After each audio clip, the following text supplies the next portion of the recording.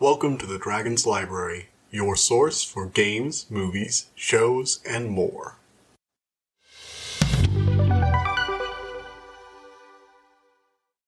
Hello everybody, welcome back to the Dragon's Library. So today I am reviewing a video game again, at long last. Of course, it's a remake of a video game that came out like a decade ago, and is also basically a copy-paste of a game that came out 2 decades ago. So, that's just the way things roll. In case you haven't guessed, today we're talking about Pokémon Brilliant Diamond and Shining Pearl. Now, I wanted to talk about these games mostly because I want to talk about Diamond and Pearl a bit. And so I bought both Brilliant Diamond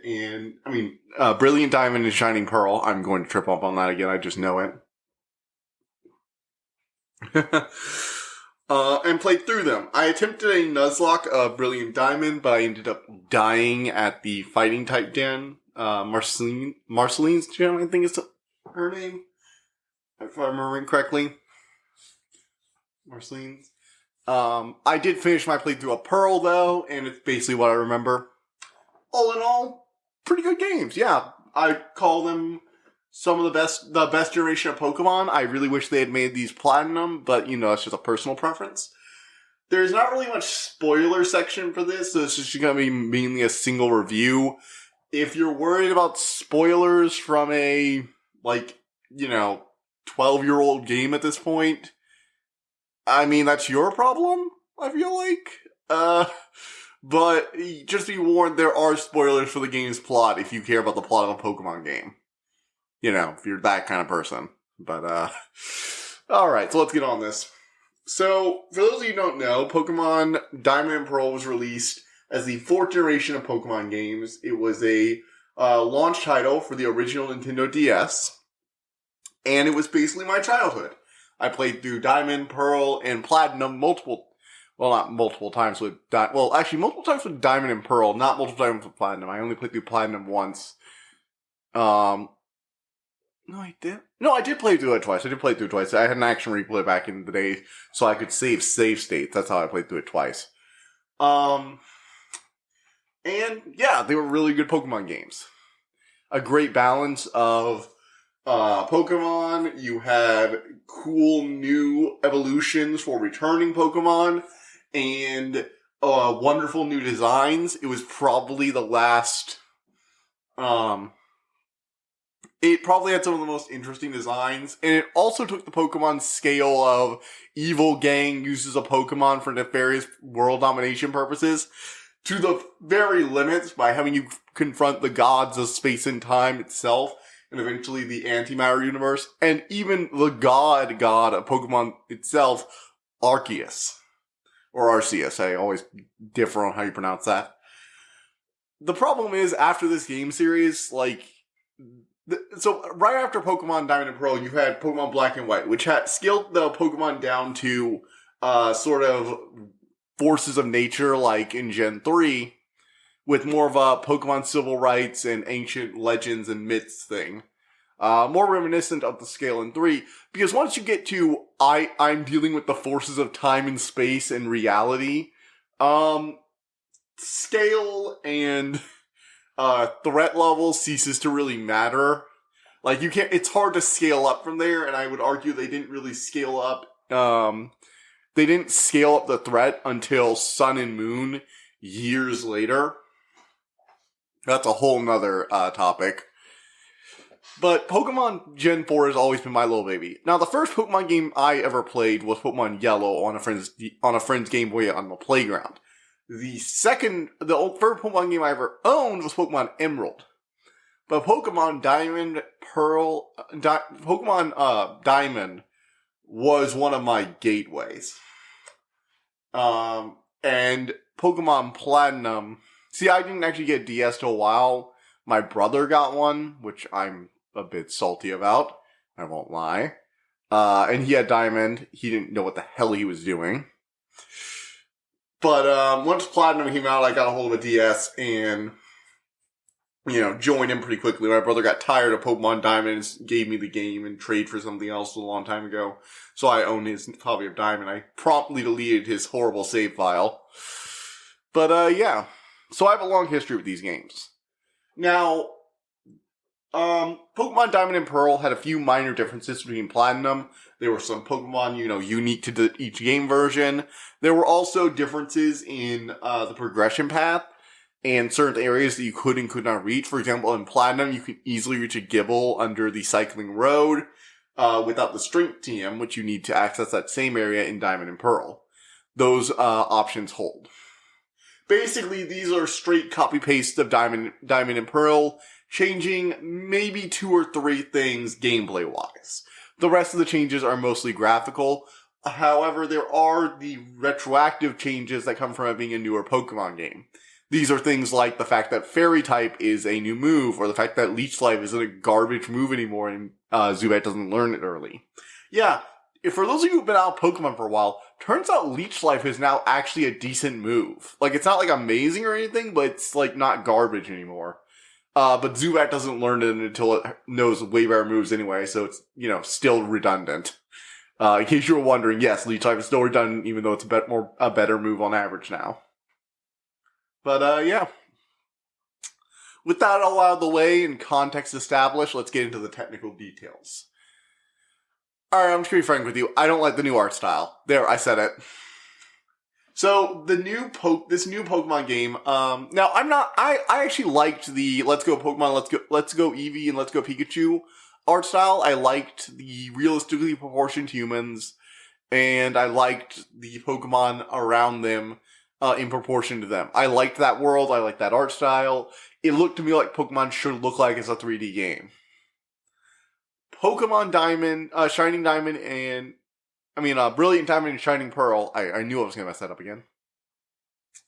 Go for this, Playmobil style art style, where they're all, chibi figures, but it's not pixelated anymore, so it's, smooth and, 3D rendered, and the faces look, painted on, and it's just distracting. You have, I remember when I was streaming, and I was doing this over-the-top villain voice while I was reading off the dialogue for, the Team Galactic grunts and the Team Galactic leaders and stuff like that.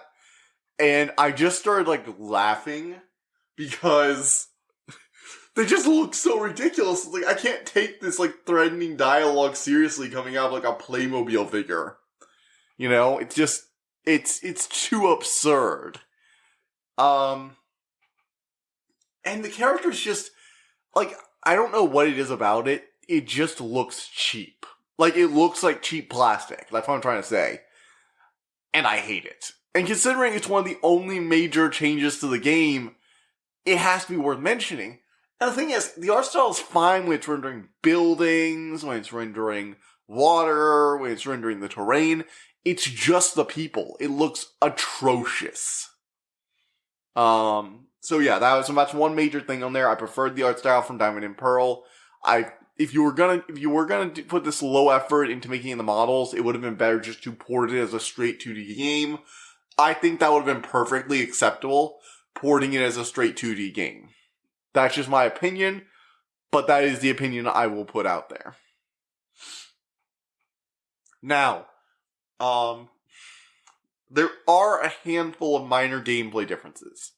So, first up, in the movement controls are now a bit more wonky. See, this game was built, all the maps in this game are designed based around the old grid-based system of movement, where if you hit the button to move forward 1, in a direction, you will move forward exactly 1 square in that direction. However, thanks to the control stick, they decided to remove the grid-based movement system. This leads to you constantly getting caught on walls, especially when riding bikes. Because since you're never going to be riding pointing your stick exactly in the right direction, you will have a slight tilt. And when you start hitting the wall, you're going to, stutter and kind of stop off to the side, like you crashed into a wall. And when you're moving really, really fast on the bike, this is exacerbated. And it's not fun. It's very frustrating. I wish they had stuck to the grid-based style, even if they were using a 3D art style. The maps were not designed for 3-dimensional movement. they were designed for a 2D grid-based movement system, and that's what they should have stuck with. Alright, aside from the general changes to moves and types, in the addition of fairy types and stuff like that, that has occurred over the ages of Pokemon. If you want to know about those changes, that's what Bulbapedia is for, kids. There's one new thing for this game. The Grand Underground. So, in the original Pokemon Diamond and Pearl, you could go mining underground for rare gems that you could trade in for things like decorations for your secret bases, back when that was a thing you could do. I miss secret bases. I liked that stuff. I grew up with Emerald, though, so I'm a little biased there. But, now in the new version, that underground area is still there, but there are cave systems you can enter called the Grand Underground. And down there, you will find completely unique Pokemon in a lot of them. They have Pokemon you can't catch anywhere else in the region, and they're sort of universal version of version. This basically gives you an option to catch rare Pokemon you would not otherwise have a chance for. In Nuzlocke runs, it's actually very helpful because it means you can catch additional fire types, which are a really rare type there. Or if you're willing to wait till after Snow Point, depending on how you're doing it, some Nuzlockes do once per cave or once per the underground. I did, in my Nuzlocke playground, once per underground rules, not once per underground specific cave. If you're willing to wait till after Snow Point, though, in the final gym badge, you can basically guarantee yourself a Gabite or Gibble encounter. Because in the Grand Underground, you're not having to run through the grass in order to get a Pokemon encounter. You run into a Pokemon walking around down there, and that's what triggers the battle. I really like the system, and I actually wish it had been applied to more of the areas, but I get the fact they were basically copy-pasting these maps that they did not want to put the effort in order to make it viable for Pokemon wandering through the grass, like in Pokemon Let's Go Pikachu and Let's Go Eevee, which is a shame, because I think mixing that world design, where Pokemon are just roaming about, with the battle mechanics of the original series is a really cool idea. And it's actually that combination of ideas that has made me very, very excited for our Pokemon Legends Arceus. All in all, I think the Grand Underground is a cool idea. I dislike the non-grid-based movement system in a map with systems clearly designed for grid-based movement. And I think the art style is dumb.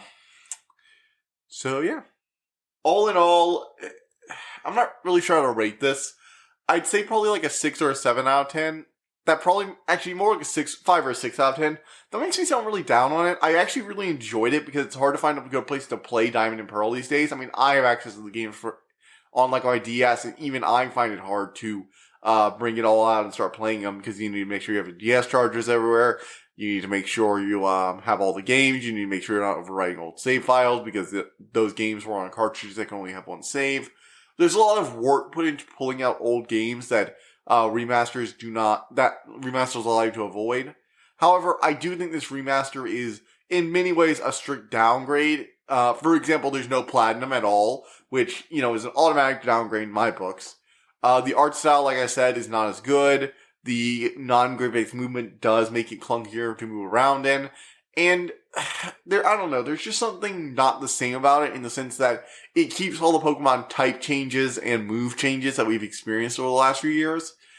And as a result of that, it just kind of feels empty. This isn't a bad remake by any means. It's just one that was put together with no effort. This is essentially not really a remake, so much as it is an outright copy-paste with like 3 new things, 2 of which aren't really upsides but are downsides instead. So like I said, not the worst thing that's ever happened by far to Pokemon. No, Pokemon has been around a long time. There's a lot more embarrassing incidents, like the time it sent a bunch of kids to the hospital with epilepsy for one of its TV show episodes. No. It's not the worst thing that'll ever happen. It's not even the worst Pokemon game by far. And you know what? It did remind me of better days, and I had a fun time playing these games. If you want to experience Diamond and Pearl and you don't have access to a 3DS and you don't feel like spending hundreds of dollars to get a DS and the necessary game cartridge, then I would recommend picking these up and seeing if you like it. You get Cynthia, who's the coolest Elite Four trainer, so, that's a small upside on the side. But, yeah. Alright, guys, thank you very much for sitting with me. I know this was a shorter review than normal, but I will see you guys on Tuesday. Can't wait to review the next thing. See you guys then. Bye. I hope you enjoyed listening to this episode, and thank you for listening to the Dragon's Library. Please subscribe to this podcast to be notified of new episodes. The Dragon's Library releases new episodes Tuesday and Friday each week, and you can follow us on Twitter at dragon_library2. If you want to suggest an episode topic, my email is in the description below. And as always, thank you so much for all your support.